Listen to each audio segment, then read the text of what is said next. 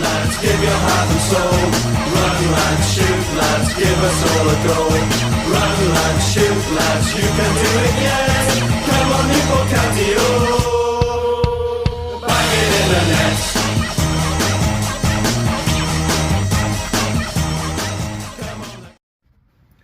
Hello everybody, welcome to Taff's Word, and this vlog is going to be 100% based on the ticketing for the Manchester United game.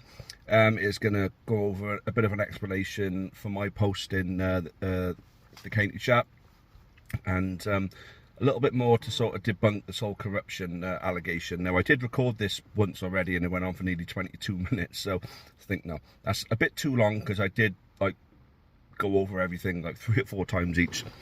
You know, I'm passionate about all this sort of stuff, you know, so you know, I like to make sure I explain it in the best way I can, but I'm going to do it again now, and I've sort of bullet pointed everything so I can go over it once basically and explain everything that I've got to say within that. So first of all, the explanation for my post. Now, so my post was quite factual with regards to this is how it is, and this is the truth. And it gave a bit of an opinion regarding the use of online buying of tickets, and the fact is, like I said, I made the point that the internet is hardly new. We had the internet for about 25 to 30 years. We've had buying online available for about 15 to 20 years, and so by now people should be au fait with it, or the vast majority should be. Something that backs that up is that I did a bit of research, and I found that a recent study found that 82% of the UK's population are actually using the internet to buy in some way, shape or form. So 82% of the population know how to. So that leaves 18%. And look, I fully agree that there are people out there that are not quite up to scratch with their knowledge of the internet, and online buying might seem a bit too difficult for them to comprehend. And there are some trust issues with it, but no, I get that. And then I've had it come to me, people like to do things with old-fashioned cash. Now, that was an actual quote from someone. People just like using old-fashioned cash. So I'm sorry, but you've basically given me my my counter-argument within your own sentence, old-fashioned. And that's exactly what paying by cash is these days. I know people prefer it. Yeah. Okay, yeah, there are times in certain situations I prefer to pay with cash, but I generally carry a contactless card with me. You know, that's just who I am. The vast majority of people pay contactless with their card. It's so easy to do. You know, I know there's a lot of trust issues around all that, but look, at the end of the day, there's technology available. Now, I know it's hard to keep up with. I mean, even I'm starting to lose certain things with technology now, but you know, it's not difficult to use the online buying.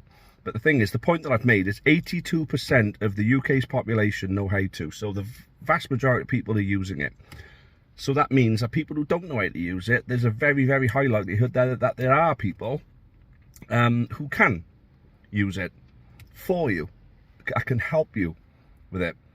All I said is the whole thing of not being able to buy a ticket online, I refer to it as a poor excuse. It's a harsh reality, yeah. And the thing is, about text, you can't measure tone. So you don't know what my intentions were behind it, or what the tone.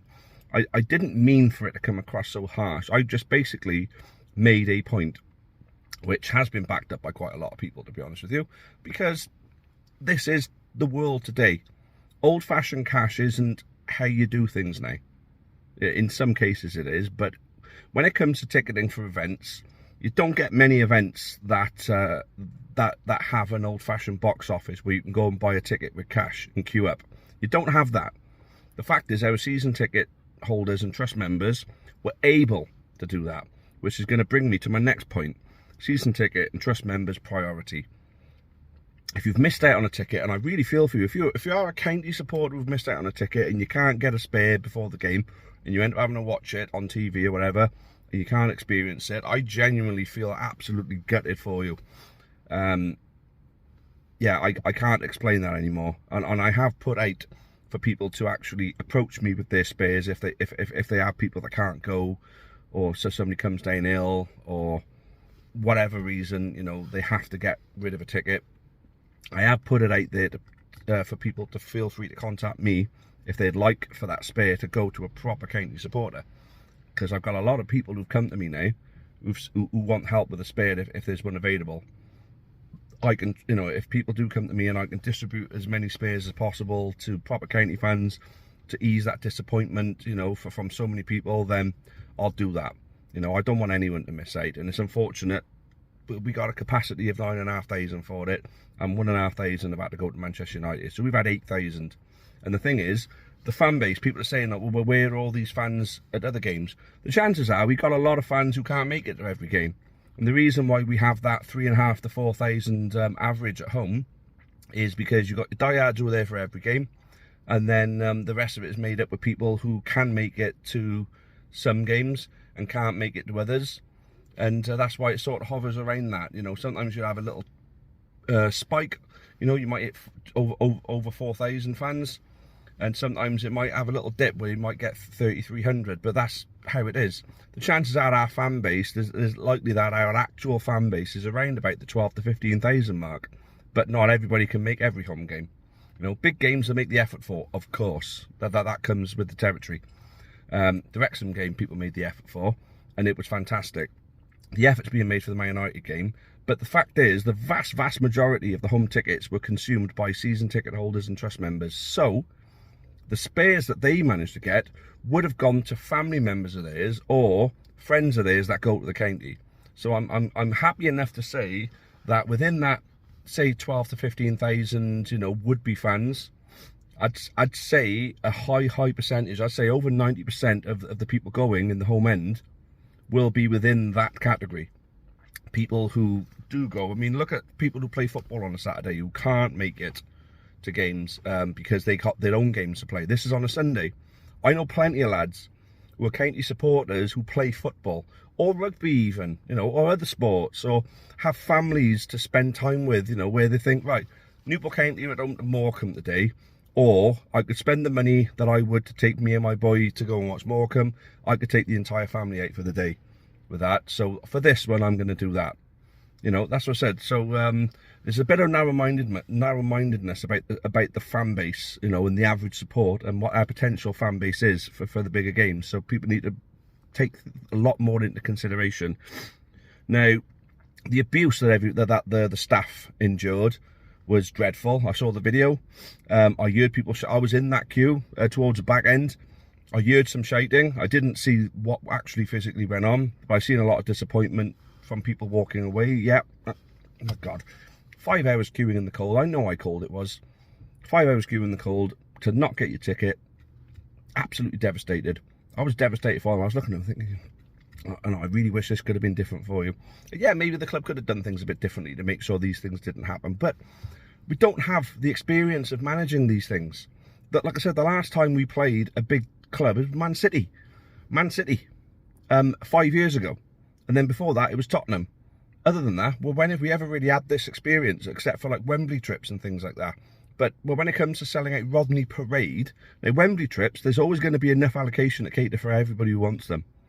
When it comes to Rodney Parade, though, we got a limited capacity. You got to remember that. Yeah, unfortunately, the abuse has made headlines for the wrong reasons, you know, which brings disrepute to our football club. You know, all of the fairy tale of Newport County, you know, playing against Man United is tainted somewhat because of that, because there's a bad headline about the club and its fans. So, well done for that. Sponsors allocation, I wanted to touch on. Now, people are moaning about the pod. Now, I'm moaning about the prices that they're charging. I think they're absolutely fucking ridiculous. So I spend my time in the Dodger. You know, proper pub that is actually giving back to the football club. You know, a proper pub run by good people. But the pod are a sponsor of the club. They're going to have an allocation. What they do with that allocation is up to them. If, you know, the whole point of sponsoring the football club is for them to financially benefit from it. That's why you sponsor. You don't sponsor a football club. Oh, let's just give them some money, you know. Who, with the right business mind, just gives away money for the sake of it? You don't. You know, if you're sponsoring a football club, it's either because you're a supporter of the football club, but it's still an opportunity for your business to gain from it. You know, you get the exposure amongst the supporter base. So the pod, we're hoping to make money from the exposure that they get, but they see the opportunity to make money from their ticket allocation. That's up to them. the end of the day, but they're club sponsors. So for people to be caught in corruption because the sponsors are getting an allocation, that's wrong. That's absolutely wrong. You know, I mean, all the other sponsors would have had their allocation as well, as would players for their families and stuff like that. So, you know, at the end of the day, you're looking at the capacity. The capacity is reduced even further then, because they've got to cater for the club staff. They've got to cater for the club's players, the manager, the coaches, their families. They've got to cater for the sponsors and any other commitments that they've got, community commitments and things like that as well. You know, catering the community would have wanted an allocation for them to distribute. It's an unavoidable scenario, unfortunately.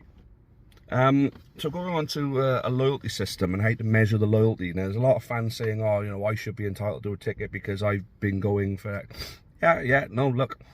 And I really feel for these people. I really do. And if you're one of them, I really feel for you. I really, really genuinely do. I mean, you look at my face now and see that I don't, because I fucking do. You know, I really feel it for you. But what are the club meant to do for you? You know, oh, the club should make sure it goes to proper fans. I've seen that a lot. How do they do that? I've seen a lot of that, but no suggestion on how to do it correctly within our resources and infrastructure. You know, what have we got at our disposal to measure loyalty? We can't have a complex loyalty system on the website because, well, first of all, how are the people who can't use online gonna benefit from that, for one? You know, I mean, at the end of the day, we haven't got the staff and the resources. The people saying about, you know, there should have been people, you know, going through the queues. We haven't got the people at the club. We haven't got them. We just haven't got them. It's a resource thing. We just haven't got. We haven't got the resource for it. You know, all these are should do this, should do that. With what resource? We haven't got it. It's as simple as that. And the loyalty system, you can't measure loyalty. I mean, short of an X Factor audition type scenario where you've got fucking 4 members of the board sitting there.